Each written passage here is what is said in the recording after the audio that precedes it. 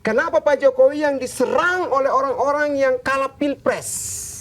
Jadi, kenapa mereka tidak berhenti dan mereka datangi? Itulah strategi dan cara mereka agar menarik publik, simpatisan publik, publik percaya kepada mereka dan mereka tetap hajar Pak Jokowi. Kemarin baru menteri dipecat, ada yang panglima dipecat, ada yang minta jabatan tidak dikasih.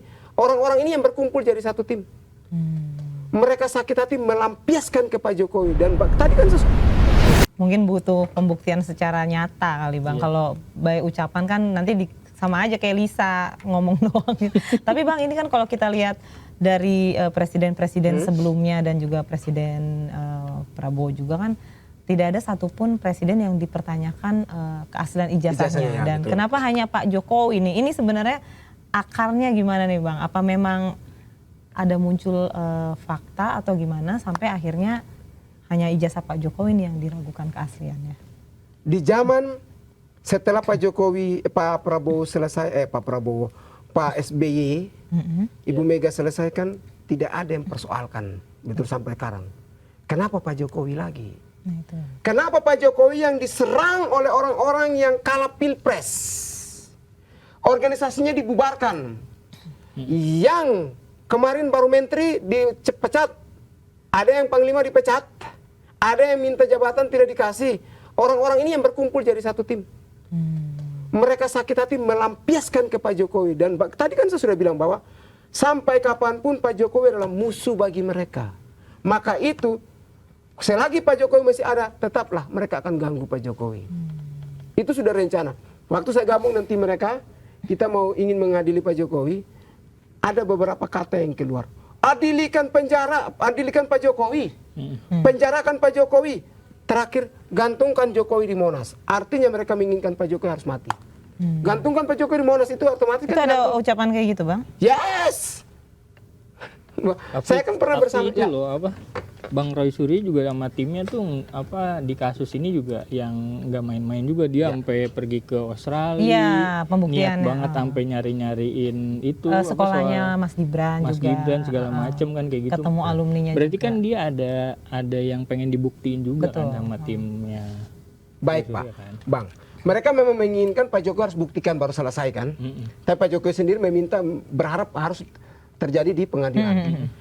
Disinilah Om Roy Suryo mereka ini tetap terus. Pertama kali Pak Jokowi belum melakukan perlawanan, mereka mainkan terus isu ini.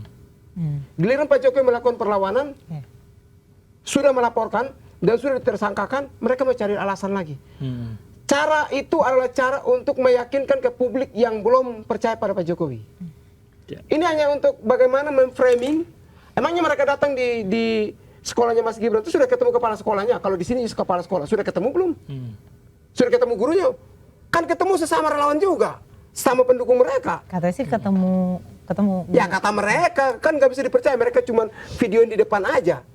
Kalau kami datang berarti kita tunggu mana pimpinan tertinggi. Kenapa mereka tidak ketemu pimpinan tertinggi itu malah bertemu dengan sesama tim mereka lalu klarifikasi profesor, dokter. Ya kita tahu rekam jejak orang-orang itu.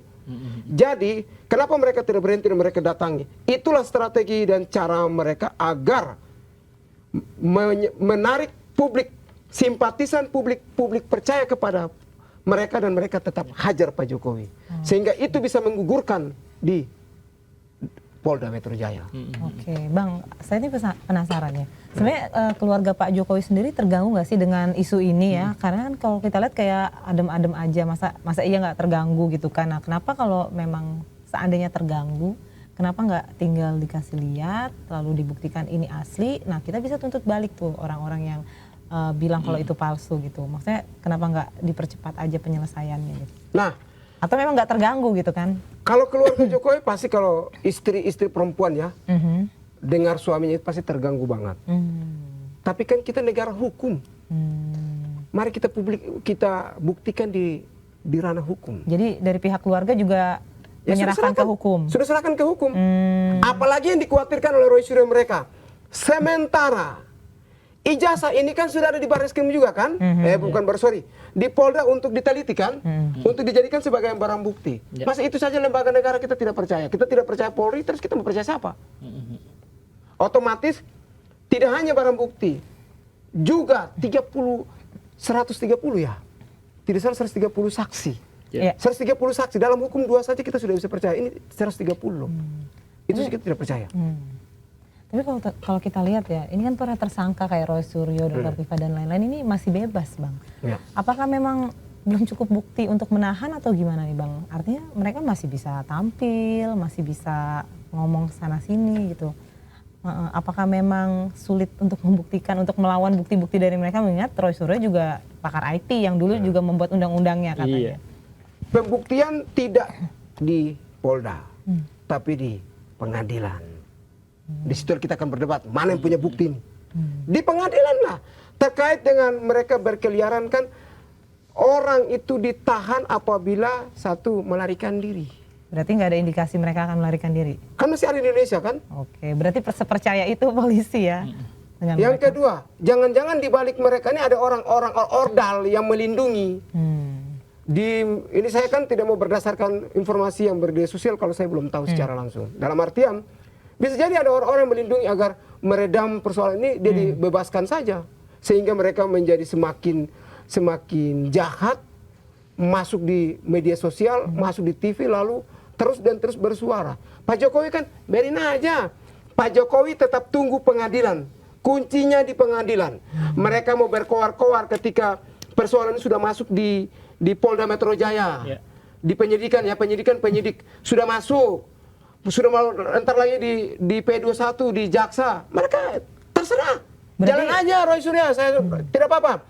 Anda punya hak untuk mencari, tapi ingat, tunggu di pengadilan akhir terakhir. Jadi Pak Jokowi menyerahkan polisi untuk membuktikan di pengadilan nanti. Tunggu di pengadilan. Tapi kayaknya agak lama ya pembuktiannya ya. Maksudnya kalau emang asli harusnya cepet gitu kan. Ya kita tanyakan ke Polda, kenapa Polda lama? Iya. Nah ini Apa jangan sulit juga mencari bukti? ya bukan bukti, sudah 130 saksi loh Mbak.